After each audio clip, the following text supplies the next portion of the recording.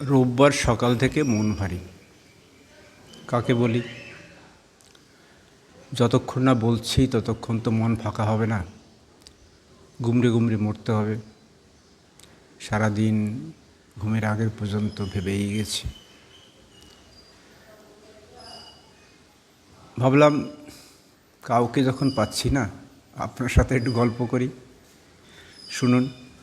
যদি ভালো না লাগে বন্ধ করে দিন, তবু আমি তো আমার কথা বলে যাই, একটু মনটাকে ফাঁকা করি। আসলে কালকে সকালবেলা যখন ঘুমিয়ে আছি, রোববারের সকাল, তাড়াহুড়ো নেই আমার সঙ্গে এখন, কখনই তাড়া নেই। রিটায়ার্ড জীবনে আর তাড়াহুড়ো কী আছে, সব দিনই রোববার। তবু রোববারের বিশেষত্ব আছে, মনের ভিতরে একটা সাইকোলজিক্যাল একটা আছে রোববারটা একটু ফ্রি থাকার। ঘুমিয়েছিলাম, ঘুম থেকে টেনে তুললো বন্ধু ফিরোজ। ও টেনে নিয়ে একেবারে নিয়ে গেল আমাকে আমার স্কুলে, আমার উদয়ন বিদ্যাপীঠ, সেখানে নিয়ে গেল। সেই কবে যে স্কুলটা ছেড়েছি, 1974 পরীক্ষা দিয়েছি মাধ্যমিক, তারপরে রেজাল্ট বেরোলে 75 শুরুতে চলে এসেছি, আর যায়নি। সেই আমার স্কুল, কত পাল্টে গেছে। কিন্তু সেটাও তো নয়, কথাটা হচ্ছে ফিরোজ দুই দিকপালকে আমার পাশে এনেছে। দিকপাল মানে আমাদের সময়ের আমাদের বন্ধুরা। একজন জগদীশ হাইসুর বাড়ি, আর একজন জগদীশ তার বাড়ি তার পাশের গ্রাম। এই দ্বিতীয় জগদীশকে আমি দেখি না সেই 74 সালের পর থেকে। আজকে তার মুখোমুখি হলাম। সেই গোপনাওটা ছেলে, সে এখন বৃদ্ধ হয়ে গেছে। তার কথাই বলবো। আসলে একসময় যাদের প্রতিদিন দেখতাম, আর এখন দেখি না, 50 বছর পেরিয়ে গিয়েও তাকে দেখতে পাই না, তাকে দেখছি। জগদীশ ছিল আমাদের ক্লাসের তৃতীয় বয়, দ্বিতীয় বা তৃতীয় হতেন। আমি যখন 8 থেকে 9-এ উঠি তখনও 3rd হয়েছিল। আমরা বেশ পিছিয়ে ওদের থেকে অনেকখানি। খুব ভালো ছাত্র, আমাদের কাছে গর্বে করার বিষয়। ওদের ছুতে পারাটা তো তখন আমাদের একটা লক্ষ্য, যে ওদেরকে ছুতে পারবো কখনো। সেই জগদীশ মাধ্যমিক পরীক্ষার কয়েকদিন আগেই বাবাকে হারালো। ওরা খুব গরিব, আমরা সবাই গরিব। আমার থেকে ওর অবস্থা আরও খারাপ। ছোট্ট একটা সনের ঘর, ভাই বোনদের নিয়ে থাকে। কৃষিকাজই কাজ, জমি জমা কতটুকু আছে আমি জানি না, কিন্তু খুব বেশি সম্ভবত ছিল না। পুরো সংসারের দায় আসে ওর উপরে। পরীক্ষা দিয়েছিল না, স্কুলে সেই তৃতীয় স্থান ধরে রাখতে পারিনি, খানিকটা পিছিয়ে গেছিল। কিন্তু জগদীশ পড়াশুনো করুক, এটা মনে প্রাণে চাইতাম। আমি তো দেশ ছেড়ে পালিয়ে এলাম, পালিয়েই আসা। এদেশে দাদারা আছে, সেই জন্য চলে এলাম। জগদীশের জন্য কিছু করা যায় না? আমি যেমন এসছিলাম, আমাদের প্রথম ফার্স্ট বয় সেও এসছে, আরও যারা আসে। আমাদের তখন এত বোধ বুদ্ধি ছিল না, মনে হতো যে এদের ছেড়ে চলে যাওয়া এটা রীতি বোধ হয়। এটা সেই রকমই, অন্তত যাদের দাদা কাকা বাবারা এদেশে থাকে তাদের ক্ষেত্রে, আমাদেরও তাই। তা আমি এসে ভাবলাম যে জগদীশের পড়াশোনা বন্ধ হয়ে যাবে, একটু যোগাযোগ করি। আমি এখানে বেতায় যে একটা কলেজ আছে, সেই কলেজের প্রিন্সিপালকে বিস্তারিত লিখলাম, মঙ্গল মৌলিক। তিনি এখনও বেঁচে আছেন, বাড়ি আমাদের স্কুলে একসময় শিক্ষকতা করেছেন, আর এখানে সেই স্কুলের এই কলেজের অধ্যক্ষ। তাকে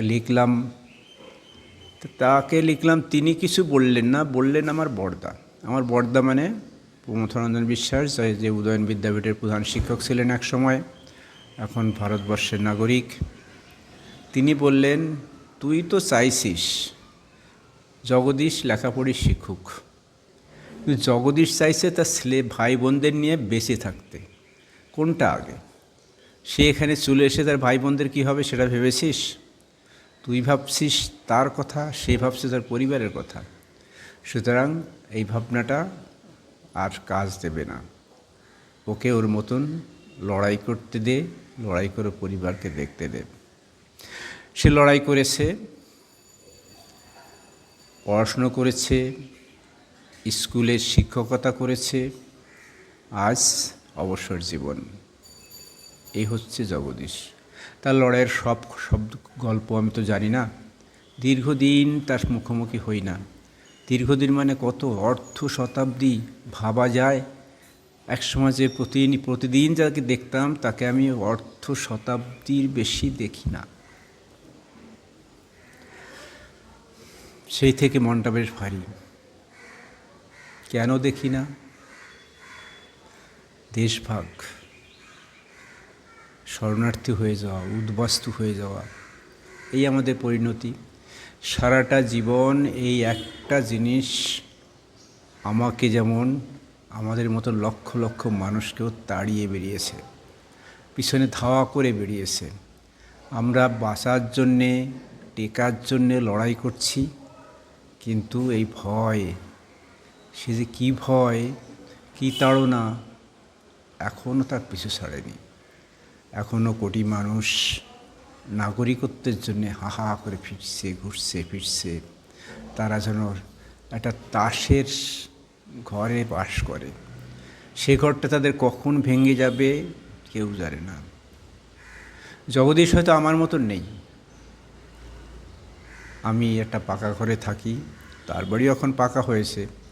তার চেহারার ভিতরে আমার মতন শহুরে রং চাপেনি, কিন্তু সে অনেক ভালো আছে। তার অন্তত এই চিন্তা নেই যে আমার এই দেশ থেকেও তাড়িয়ে দেবে। আমার এই চিন্তাটা আছে যে আমাকে তাড়িয়ে দিতে পারে, আমার বন্ধুদের তাড়িয়ে দিতে পারে। সরকার যারা আসে তারা যে কোন অভিসন্ধিতে কখন কি নিয়ম করবে সে তো আমরা জানি না। কারণ তাদের অভিসন্ধিটাই আসল, তাদের লক্ষ্যটাই আসল, আমাদের লক্ষ্য নয়। আমরা মানুষ কীটের মতন, কীটময় এক জীবন পারছি। পৃথিবীতে কত প্রাণী বলুন, মানুষ আছে 800 কোটির উপরে, তার কোটি কোটি প্রাণী আছে। তারা কথা বলতে পারে না, তারা স্বাধীন চিন্তাধারা নেই, মানুষের আছে। সেই জীবনটা শুধু চিন্তায় কেটে গেল, শুধু চিন্তায়। নিজের স্বাধীনতা নিয়ে কোনো কাজ করতে পারলাম না, এখনও পারি না। এই পরাধীনতা নিয়ে চলে যেতে হবে। বন্ধুর দেখা পাই না, অনেকেই যায়, অনেকেই বলতে কি যেতেও আপত্তি কোথায়। আসলে সবার তো বাধা এক থাকে না, বাধা থাকে, ভয় থাকে, সবাই দুঃসাহসী হয়ে ওঠে না। আমার বন্ধু যে সাহসটা দেখাতে পারে আমি সেটা দেখাতে পারি না। আমাদের ভিতরে, মাথার ভিতরে এক অজানা ভয় সবসময় তাড়না করে ফেলে। এই আমার বন্ধু জগদীশ, উদয়ন বিদ্যাপীঠের ছাত্র। ও যেমন আছে, আরেক জগদীশ সে যেমন আছে, সেও শিক্ষকতা করেছে, সুখে শান্তিতে আছে। তাদেরও সমস্যা আছে, সেই দেশভাগের তাড়না তাদেরও আছে, তারাও দেশভাগের কষ্ট তাদের আছে। এই যে আমার বন্ধু ফিরোজ, ও তো ভালো থাকবেই, ওর মন যেমনই হোক না কেন, ওর যে সমাজের মানুষজন যারা এই মুহূর্তে দেশে একটা বিরাট অংশ, যারা প্রভাবশালী অংশ, যারা রাজ ক্ষমতায়, তারা মনে করে যে বঙ্গভূমিটা নবীর ভূমি। বাপের ভূমি থাকে, আমাদের বাপ ঠাকুরদার যে জমির জন্মস্থান, তা বলতে ওটা নবীর জন্মস্থান যেন, সেটা তারা পেয়ে গেছে। নবীকে নিয়েই তারা সেইটা ভাবে। আর নবীর বাইরে যারা, তার মতের বাইরে যারা, তাদের তারা মানুষ ভাবে না, তাদের তাড়াবার চেষ্টা করে, তাদের খারাপ ব্যবহার করতে পারে, তাদের উত্ত্যক্ত করতে চেষ্টা করে। কিন্তু ফিরোজ কী করে সেটা ফিরোজের মতন আমিও জানি।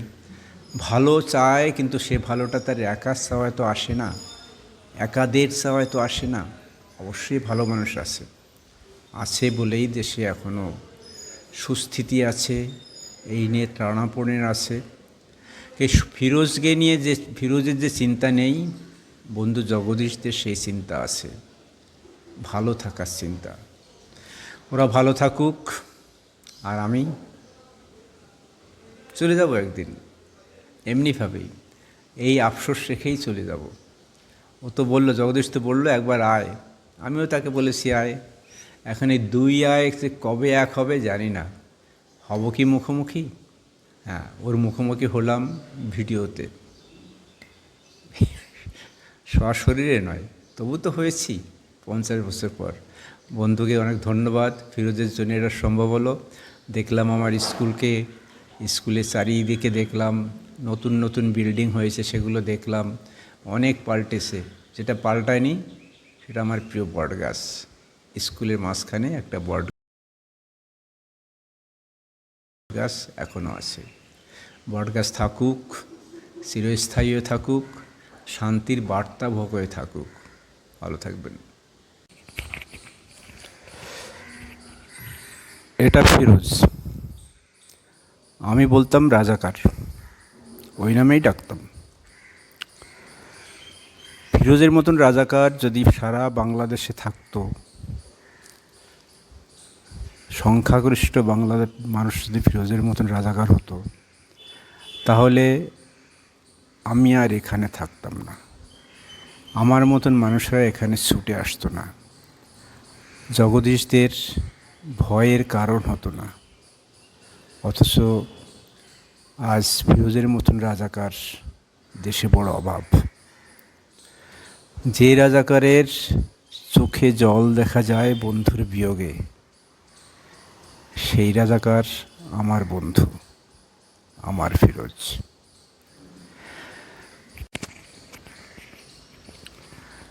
ইনি জগদীশ বিশ্বাস, হাইসুর।